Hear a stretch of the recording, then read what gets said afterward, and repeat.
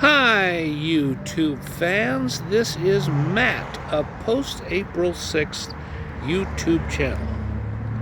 Guess where I am right now? I am on South Tamarac Drive, where 13 years ago, on April 6th of 2011, I was hit right near where I'm standing. Not at this exact geographical spot, but it will be this one I'm about to demonstrate. You see that streetway? It's right there. Right about there or there, I was hit. It was somewhere between here and here. As I was crossing the street heading that direction, and this right here is a street corner that the lady turned on, who was driving a white Nissan Maxima.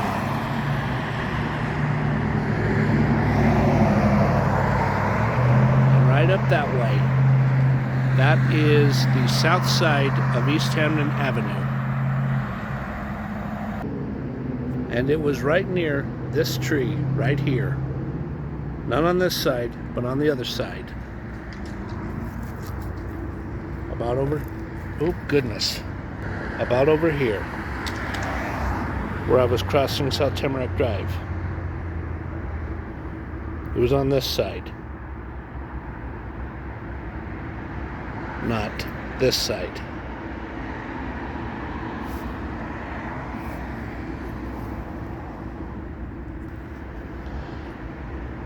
And I was so badly injured, I was not only knocked out unconscious, I fractured my skull that bad.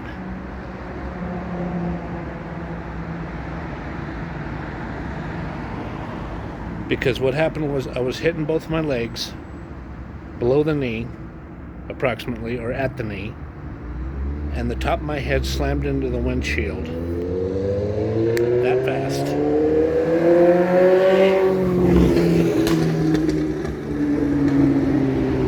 That motorcycle is loud. And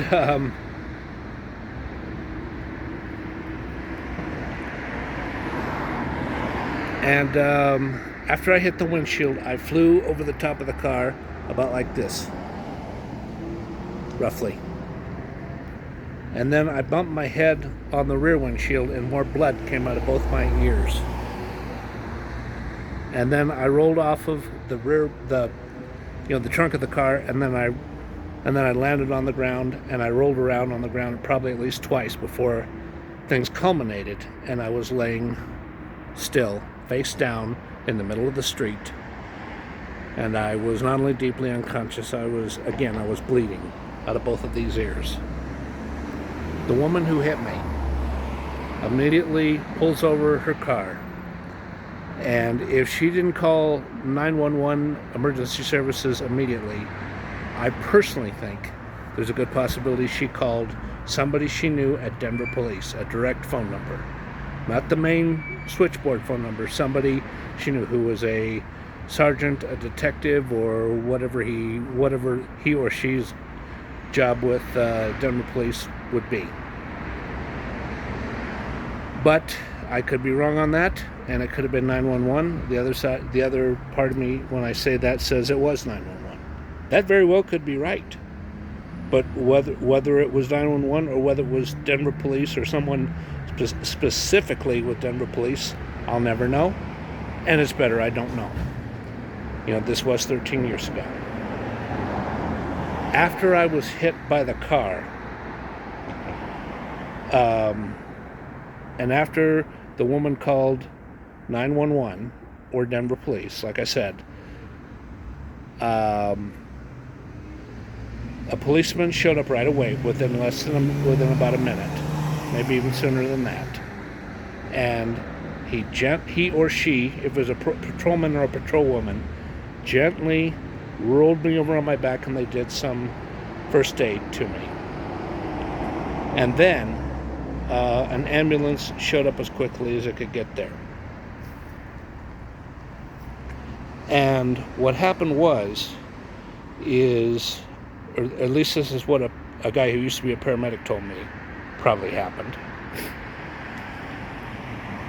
What I think happened is after the paramedics got out of the ambulance, they come over and with equipment, and the first thing they did is they strapped a cervical collar around my neck, like somebody who broke their neck. And then they did an analysis test with special test equipment. And then what they did was they gently picked me up onto the stretcher. They strapped me down and they loaded me up as quickly as they could onto the into the ambulance. And they drove at a speed that exceeded 75 miles an hour to get me to Denver Health Medical Center, a distance that is 9.5 to 11 miles away from where I'm physically standing, because it is that direction, that way, not this way, that way. It's on the north. It would be in the northwest direction. And they performed all of the treatment that they would be allowed to do to me. One of the things that they did to me, I'm pretty sure, was they x-rayed me and they gave me a blood transfusion.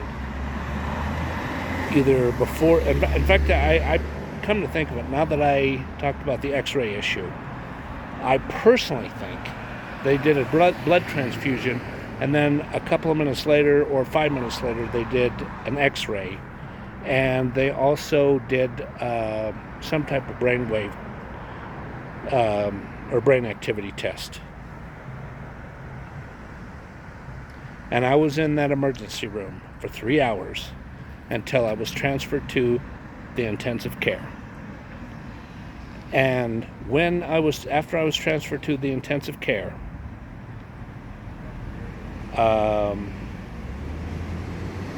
about 15 to 20 minutes later, after they brought me in there and they did some things to me and they followed some other procedures they're supposed to follow, they notified my father, because he was in the hospital, and somebody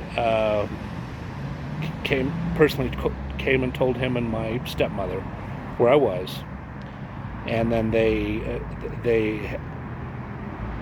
my mother and my mother and my father, I almost said stepfather, followed the person to where my room was. And I'm not going to say how upset my father really got, but I'll just say this much. He was very sad and quite devastated. I should not say anything other than that. And the other thing was I had dark hair instead of gray hair like I have now. Yeah, I had a few gray streaks, but I didn't have anywhere near as much gray hair as I have now back then, 13 years ago in 2011. Well, thank you everyone for listening to this, and goodbye. I have to get going now. I have some grocery shopping to do.